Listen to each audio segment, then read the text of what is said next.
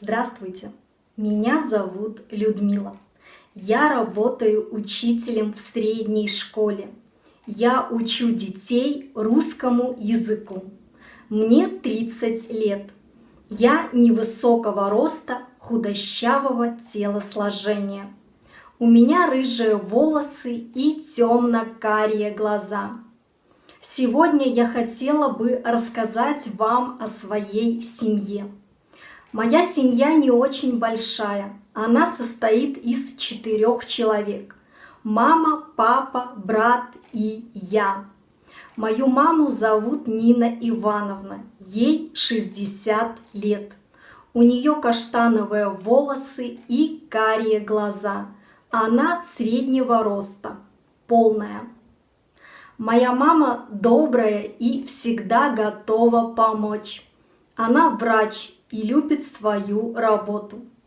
Моего отца зовут Сергей Александрович. Ему тоже 60 лет. Он высокий. У него зеленые глаза и рыжие волосы.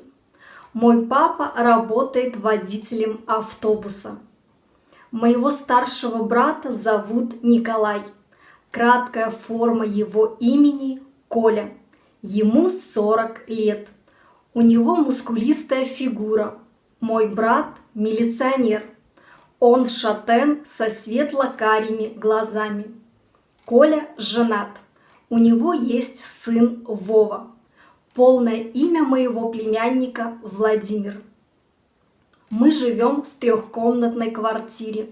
Вечером вся наша семья собирается за ужином.